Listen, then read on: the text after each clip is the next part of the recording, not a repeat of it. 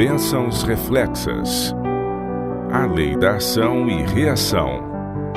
No plano da salvação, a sabedoria divina designou a lei da ação e reação, tornando a obra de beneficência em todos os seus ramos duplamente bendita. O que dá aos necessitados beneficia a outros, e é ele próprio beneficiado em grau ainda maior. Deus poderia haver conseguido seu objetivo na salvação dos pecadores sem o auxílio do homem. Sabia, porém, que o homem não podia ser feliz sem desempenhar uma parte na grande obra em que cultivaria a abnegação e a beneficência.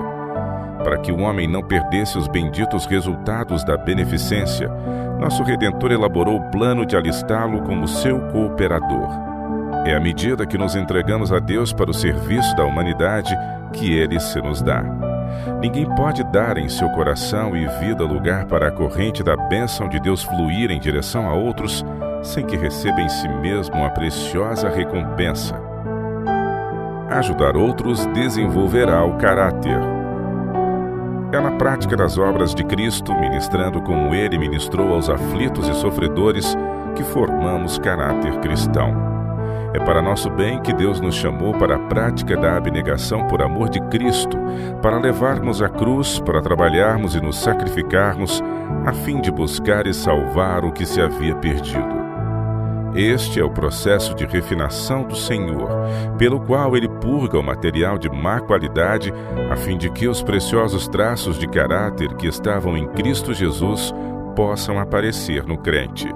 Pela graça de Cristo, nossos esforços para abençoar a outros não são apenas os meios de nosso crescimento na graça, mas darão realce à nossa futura felicidade eterna. Aos que têm sido cobreiros de Cristo se dirá: bem está, servo bom e fiel. Já que no pouco foste fiel, sobre o muito te colocarei. O espírito de trabalho altruísta em favor de outros dá profundeza, estabilidade e amabilidade cristã ao caráter e traz paz e felicidade ao seu possuidor. A fonte da verdadeira felicidade. Ao trabalhar por outros, experimenta-se uma doce satisfação, uma paz íntima que será suficiente recompensa. Quando movidos por alto e nobre desejo de fazer bem a outros, encontrarão a verdadeira felicidade no fiel desempenho dos múltiplos deveres da vida. A verdadeira felicidade encontra-se somente em ser bom e fazer o bem. Nossa felicidade será proporcional a nosso trabalho altruísta movido pelo divino amor, pois no plano da salvação, Deus indicou a lei da ação e reação. O trabalho beneficente promove a saúde. Os que dão demonstração prática de beneficência por seus atos de simpatia e compaixão para com os pobres, os sofredores e desafortunados, não só aliviam os sofredores, mas contribuem grandemente para a sua própria felicidade e estão no caminho que assegura a saúde da alma e do corpo. Isaías descreveu claramente a obra que Deus aceitará e pela qual abençoará o seu povo. Chamo a vossa atenção para os infalíveis resultados de se dar ouvidos à admoestação do Senhor, para que se cuide dos aflitos. Então romperá a tua luz como a alva, a tua cura brotará sem detença. Não é isto que todos desejamos? Há saúde e paz em fazer a vontade de nosso Pai Celestial. A tua justiça irá diante da tua face, e a glória do Senhor será a tua retaguarda. Então clamarás e o Senhor te responderá. Gritarás e ele dirá: eis-me aqui. Acontecerá isso se tirares do meio de ti o jugo, o estender do dedo e o falar vaidade. E se abrires a tua alma ao faminto e fartares a alma aflita, então a tua luz nascerá nas trevas e a tua escuridão será como um meio-dia. E o Senhor te guiará continuamente, fartará a tua alma em lugares secos, e fortificará teus ossos, e serás como um jardim regado e como um manancial cujas águas nunca faltam. Como a beneficência promove a saúde. O prazer de fazer o bem aos outros confere aos sentimentos calor que atravessa os nervos, aviva a circulação do sangue e promove a saúde mental e física. A afinidade existente entre a mente e o corpo é muito grande. Quando um é afetado, o outro sente. A condição da mente tem muito que ver com a saúde do sistema físico. Se a mente está liberta e feliz, com a consciência de haver feito o bem e o senso de satisfação por ter propiciado felicidade a outros, isto produzirá alegria que reagirá sobre todo o organismo, produzindo melhor circulação do sangue e estimulando todo o corpo. A bênção de Deus tem poder de cura, e os que são pródigos em beneficiar a outros experimentarão essa maravilhosa bênção no coração e vida. Um remédio para a enfermidade. Alguns alegam falta de saúde. Eles teriam prazer em fazer o bem se tivessem forças. Esses por tanto tempo se concentraram em si mesmos e em tão alta conta tiveram seus sentimentos doentios e tanto falaram de seus sofrimentos, provas e aflições, que isso se tornou como sua verdade presente. Não são capazes de pensar em ninguém além de si mesmos, por muito que os outros tenham necessidade de simpatia e auxílio. Vós que tendes pouca saúde, existe para vós um remédio. Se cobrirdes os nus, recolherdes em casa os desterrados e repartirdes o pão com os famintos, então romperá a tua luz como a alva, e a tua cura apressadamente brotará. Fazer o bem é excelente remédio para a doença. Os que se empenham na obra são convidados a invocarem o Senhor, que prometeu responder-lhes. Sua vida será satisfeita na seca, e serão como o jardim regado, cujas águas não faltarão. Esta é a receita que Cristo prescreve para a pessoa tremente, duvidosa, debilitada. Levantem-se, pois, os acabrunhados, os que andam lastimosos perante o Senhor, e ajudem alguém que necessite de ajuda. Benefícios da simpatia. Quando a simpatia humana está misturada com o amor e a benevolência e é santificada pelo Espírito de Jesus, torna-se um elemento capaz de produzir grande bem. Os que cultivam a beneficência não estão apenas fazendo uma boa obra em favor de outros e beneficiando o recebedor da boa ação, mas estão beneficiando a si mesmos ao abrirem o coração à benéfica influência da verdadeira beneficência.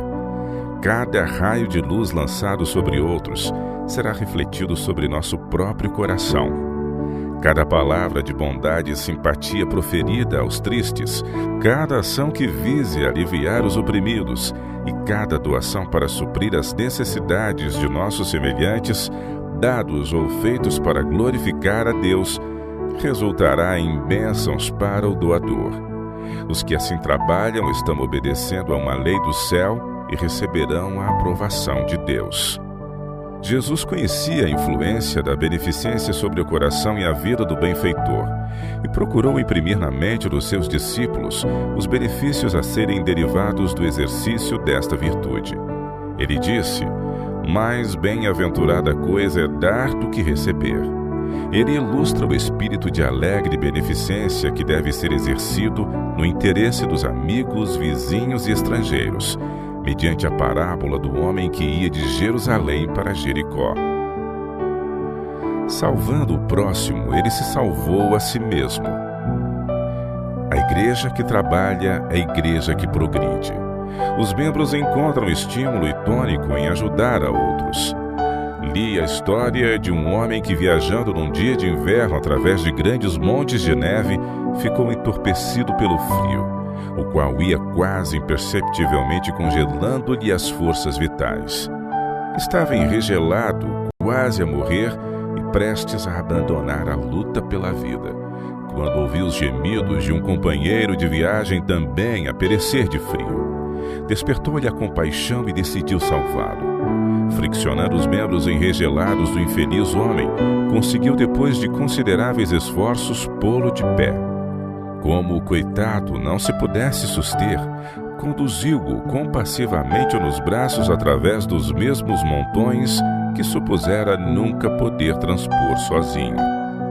Havendo conduzido o companheiro de viagem a lugar seguro, penetrou-lhe de súbito no espírito a verdade de que, salvando o seu semelhante, salvara-se a si mesmo. Seus fervorosos esforços para ajudar a outro estimularam-lhe o sangue prestes a congelar nas veias, comunicando saudável calor aos membros. Essa lição de que em auxiliar os outros nós mesmos somos ajudados deve ser acentuada continuamente por preceito e exemplo perante nossos crentes jovens, a fim de que possam conseguir os melhores resultados em sua experiência cristã. Que as pessoas desanimadas, dispostas a pensar que o caminho da vida eterna é difícil e probante, se dediquem a ajudar os outros. Esses esforços, aliados à oração em busca de luz divina, hão de fazer com que o próprio coração palpite a vivificante influência da graça de Deus e suas afeições se inflamem de mais divino fervor. Toda a sua vida cristã se tornará mais real, mais zelosa, mais rica de oração. A igreja é abençoada. Que os membros da igreja cumpram fielmente durante a semana a sua parte e narrem aos sábados suas experiências. A reunião será então como alimento a seu tempo, trazendo a todos os presentes nova vida e vigor. Quando o povo de Deus vir a grande necessidade de trabalhar como Cristo fazia, pela conversão de pecadores, os testemunhos dados por eles nos cultos de sábado serão cheios de poder.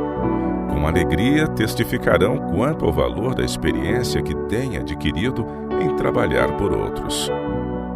Nossas próprias graças exercidas.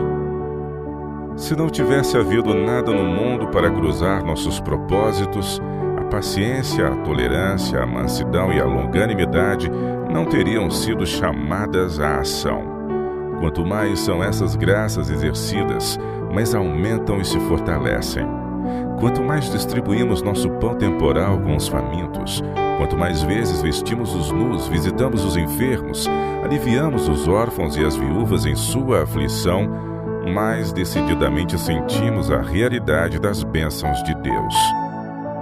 Por que são as bênçãos retidas? A bênção de Deus não pode vir sobre os que se mostram ociosos em sua vinha. Professos cristãos que nada fazem neutralizam os esforços dos verdadeiros obreiros por sua influência e exemplo. Fazem que as grandes e importantes verdades que professam crer pareçam inconsistentes e tornam-nas de nenhum efeito. Eles representam falsamente o caráter de Cristo. Como pode Deus derramar os chuveiros de sua graça sobre as igrejas que são em grande parte compostas desta espécie de membros? Não são de maneira nenhuma úteis na obra de Deus. Como pode o Mestre dizer a tais pessoas: bem está, servo bom e fiel, entra para o gozo do teu Senhor, quando eles não têm sido nem bons e nem fiéis? Deus não pode dizer uma falsidade. O poder da graça de Deus não pode ser dado em grande medida às igrejas.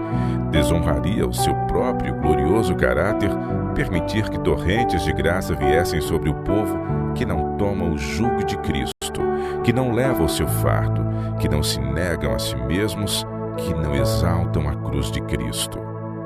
Por causa de sua indolência, são um embaraço aos que sairiam para o trabalho se eles não barrassem o caminho. Tornando-se conduto de boas obras. Se Deus e os anjos e Cristo se rejubilam quando um único pecador se arrepende e se torna obediente a Cristo, não deve o homem imbuir-se do mesmo espírito e trabalhar para o tempo e a eternidade com perseverante esforço, a fim de salvar não apenas a sua própria alma, mas as almas de outros? Se trabalhais nesta direção com interesse e inteireza de coração como seguidores de Cristo, desempenhando cada dever, aproveitando cada oportunidade, vossa própria alma será gradualmente moldada segundo o cristão perfeito. O coração não será seco e insensível. A vida espiritual não será mesquinhada. O coração brilhará com a impressão da imagem divina, pois estará em íntima simpatia com Deus. Toda a vida transbordará com alegre prontidão pelos canais do amor e simpatia pela humanidade. O eu será esquecido e os caminhos desta classe serão estabelecidos em Deus. Em refrigerando a outros, sua própria alma será refrigerada. As torrentes que fluírem através de suas almas serão oriundas de uma fonte viva e fluem para outros em boas obras, em esforços ferventes e altruístas por sua salvação. Para que seja uma árvore frutífera, a alma precisa derivar seu sustento e suporte da fonte da vida e tem de estar em harmonia com o Criador. A razão da esterilidade. Nenhuma de nossas igrejas precisa ser infrutífera e estéril, mas alguns de nossos irmãos e irmãs estão em perigo de definhar até a morte espiritual, muito embora estejam constantemente ouvindo a verdade apresentada por nossos pastores, pois negligenciam repartir o que recebem. Deus requer de cada um de seus mordomos que use o talento que lhe é confiado. Ele nos concede ricos dons para que os distribuamos fartamente a outros. Ele nos conserva o coração inundado com a luz de sua presença, a fim de que revelemos a Cristo a nossos semelhantes. Como podem os que cruzam os braços em ociosidade, que se contentam em nada fazer, esperar que Deus continue a suprir suas necessidades? Os membros de nossas igrejas devem trabalhar como quem espera prestar contas. Nosso destino está envolvido. É o trabalho que fazemos ou deixamos de fazer que se faz sentir com tremendo poder sobre nossa vida e destino. Deus requer de nós que aproveitemos cada oportunidade que nos é oferecida a fim de fazer bem. Negligenciar fazer isto é perigoso para o nosso crescimento espiritual. Aquele que vive para agradar a si mesmo não é cristão. Porventura não é também que repartas o teu pão com o faminto, e recolhas em casa os pobres desabrigados, e se vires o nu o cubras, e não te escondas do teu semelhante? Quanto desta preocupação em esconder-se não tem sido praticada? Quantos não têm fechado os olhos e a porta do coração para que uma branda influência não os conduza a obras de bondade e caridade? O trabalho de Cristo nunca cessa. Seu terno amor e bondade são inexauríveis. Sua misericórdia é sobre todos os filhos dos homens. O Senhor Jesus faz sentir que sereis abençoados ao distribuir com seus necessitados sofredores. Ele tornou os homens seus sócios. Sois colaboradores de Deus. Não tem Cristo, tanto por preceito como por exemplo, ensinado claramente o que nos compete fazer? Devemos trabalhar imbuídos de seu Espírito, ao olharmos a cruz, prontos a deixar tudo por seu amor, se Ele assim nos ordenar. Aquele que vive para agradar-se a si mesmo não é cristão. Não foi criado de novo em Cristo Jesus. O cristão compreende que nenhum outro ser no universo tem sobre ele os direitos que tem Jesus. Ele é uma propriedade adquirida, comprada pelo elevado preço do sangue do Cordeiro. Deve, pois, devotar-se sem reservas a Cristo. Seus pensamentos, palavras e todas as suas obras devem estar sujeitos à vontade de Cristo. Contentamento aqui e recompensa eterna no futuro. Para sermos felizes, precisamos procurar alcançar um caráter como o que Cristo manifestou. Uma marcante peculiaridade de Cristo foi sua abnegação e benevolência. Ele veio não para buscar o que lhe era próprio. Andou fazendo o bem, e isto era sua comida e bebida. Nós podemos, seguindo o exemplo do Salvador, estar em santa comunhão com Ele. E ao buscar diariamente imitar o seu caráter e seguir o seu exemplo, seremos uma bênção para o mundo e garantiremos nosso contentamento aqui e uma eterna recompensa no futuro.